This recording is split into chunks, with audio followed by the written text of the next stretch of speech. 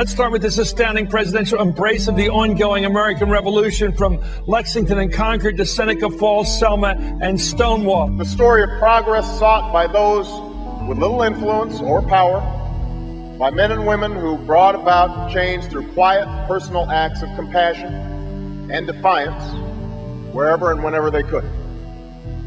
It's the story of the Stonewall protests, when a group of citizens with few options and fewer supporters stood up against discrimination and helped to inspire a movement. Just as it guided our forebears through Seneca Falls and Selma and Stonewall, by including the Stonewall riots alongside the events at Seneca Falls, New York, and Selma, Alabama, the president classified the struggle for gay rights as a broader struggle for civil rights. We are all only here because of those who marched and bled and died from Selma to Stonewall in a pursuit of that more perfect union that is the promise of this country. Previous generations should give you hope. What young generations have done before should give you hope.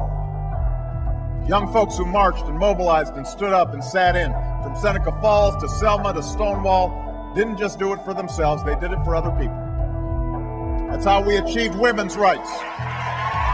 That's how we achieved voting rights. That's how we achieved workers' rights. That's how we achieved gay rights. That's how we've made this union more perfect. From Seneca Falls to Selma to Stonewall, great alliteration and a memorable soundbite. But when it comes to connecting the gay rights movement to past struggles to secure the constitutional rights for women and African Americans, it doesn't work on a number of levels. For starters, homosexuals were not being denied the right to vote or forced to attend all gay schools, drink from certain water fountains, or sit in the balcony at movie theaters. On average, they've enjoyed a level of prosperity and cultural and now even political influence that is among the highest of any minority group in the country. But it's interesting to consider another big problem with the analogy, one that illustrates some of the systemic problems within the LGBTQ lifestyle and the gay rights movement. From Selma to Stonewall. Well, first, what was Selma? In 1965, Selma, Alabama became one of the key staging points for the civil rights movement. This southern state, under the leadership of Governor George Wallace, had become a national symbol for segregation and the disenfranchisement of African Americans. And I say segregation now, segregation tomorrow, and segregation forever. Something as basic as the constitutional right to vote was being denied to most blacks in Alabama through political and administrative dodges. Under Dr. King's and other civil rights leaders' influence, people began to nonviolently push back against this injustice. Right to vote rallies were held at courthouses, where they were often met with force. A series of peaceful marches were then planned, with the protesters walking the 54 miles from Selma to the state capital of Montgomery. The first march took place on March 7th, later to be known as Bloody Sunday. The participants didn't even make it out of town before police used tear gas and billy clubs to force them to disperse. Other demonstrations, most famously in Birmingham, saw the use of dogs and fire hoses. All this to keep African Americans from voting and making sure they stayed segregated from whites. Now, in contrast, what was Stonewall? I'm so excited to be at Stonewall, where the whole gay revolution kicked off. It's a really good feeling. Is it really? Yeah, I think this is cool. I mean, this is where, what was it, like a drag queen threw a brick, and that started the whole, like, gay movement, and we're here celebrating. The Stonewall Inn was a mafia-run bar in Greenwich Village, part of the growing gay club scene in New York City. It was a seedy place frequented by drag queens and street kids, many of them underage for both drinking and sex. For older men who wanted to have sex with boys, the chicken hawk trade it was called, the Stonewall was a prime place to go. Now, to really understand what transpired at the Stonewall Inn in June of 1969, it's important to get some historical and cultural context. By 1960, New York City had become a mecca of sorts for homosexuals, second only to San Francisco. In the early 60s, if you would go near Port Authority, there were tons of people coming in, and they were gay. The AIDS crisis was 2 decades away, and a culture of unbridled sexual activity developed. It's fair to say, even if politically incorrect, that the bent towards promiscuity among homosexual men turned the gay scene in New York into something not unlike a nonstop orgy. You know, you had to be a certain age, but the testosterone was flowing, and you had to get cooking, and it just came naturally. Anything that was in pornography, you could have in abundance on the street any day, walk in any gym. More beautiful men, more available right out the door into their apartment. The party starts in an hour. You can go to the back room right down there now. It was like life was a pornographic film.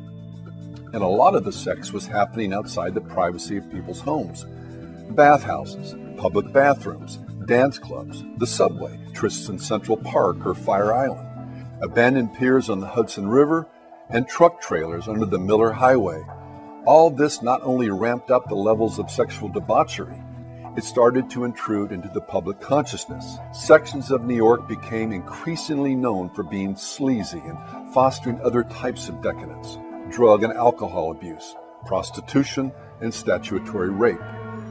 Ed Koch, who was a Democratic Party leader in the Greenwich Village area, was a specific leader of the local forces seeking to clean up the streets.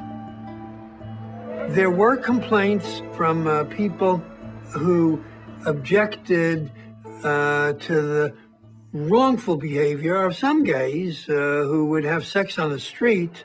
And the village has a lot of people with children, and they were offended. It just so happens that I personally experienced a taste of this just a few weeks before Stonewall. I was 15 at the time and on my way to a summer camp outside of New York City. My bus from home took me to the Port Authority bus terminal, where I was going to catch a connecting bus to the camp. I made the mistake of going to a restroom there, and no sooner started using the urinal when a very creepy, much older man knelt down and stuck his face just inches away from my privates. I ran out terrified. And then when I got in line for my bus, a small group of homosexual men began ogling me and, well, making lewd comments. As you can imagine, the whole experience completely freaked me out. And much later, I learned that this was all part of a significant MO within the homosexual community. Confused kids and runaways would come to New York City, frequently through the terminal, looking for whatever, and end up being drawn to the city's gay subculture. Many of them ended up on the streets, where they made money prostituting themselves to older men. And again, the Stonewall Inn was a major hangout for these kids. As this so-called gay sexual revolution expanded throughout the 60s, there were various attempts made to curtail its impact on the general public. Concerned about crime, as well as the city's image as host of the 1964 World's Fair, Mayor Robert F. Wagner Jr. ordered the police to try and clean things up. The next mayor, John Lindsay, did the same, particularly as the mayoral election loomed in 1969. Now, were there abuses of police power, the use of entrapment, and other violations of people's constitutional rights? Were some people beaten up or arrested and even thrown in jail without due process? Yes, and these actions should be soundly condemned. But so also should the public debauchery, the drug abuse, statutory rape, and all the rest of the decadence and criminal activity that was beginning to profoundly impact the public's safety, health, and culture. All this tension between the police and the homosexual subculture boiled over at 1:30 in the morning on June 28, 1969. 8 policemen entered the Stonewall and began what had become on average a monthly ritual. Customers were to be lined up and IDs and dress checked for underage drinking and transvesticism, which at the time was illegal. Instead of cooperating, this time the patrons rebelled, and the Stonewall riot, which waxed and waned over the next 5 days, began. Property was destroyed by the rioters, Rocks and bottles were thrown at the police, and their car tires were slashed. Fires were started, and other mayhem ensued. And so the legend of Stonewall, as well as the modern gay rights movement, was officially launched. From Selma to Stonewall, the disparity between the two can perhaps best be summed up by contrasting iconic scenes from both events.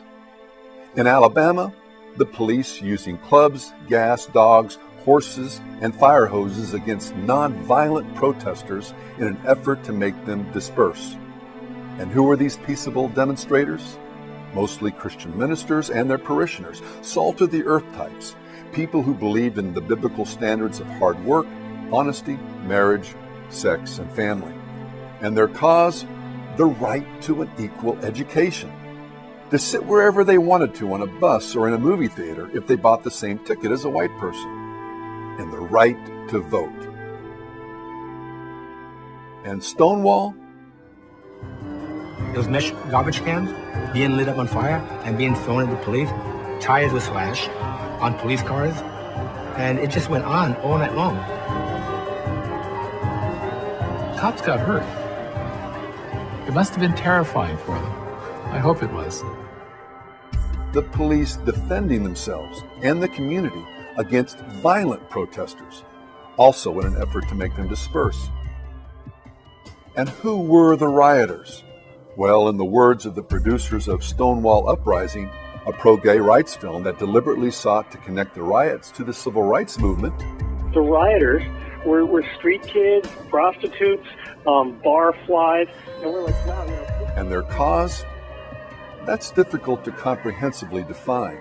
Unlike Dr. King's movement, the riots, to say the least, didn't spring out of a culture of prayer, planning, and systematic appeals through civil and legal channels. But there's no question that the right to due process and to end illegal police harassment was part of the volatile mix of alcohol, drugs, and sex on June 28th. But only the naive, the politically correct, or those with an agenda can deny the larger cause, the right for homosexuals to pretty much do whatever they wanted sexually.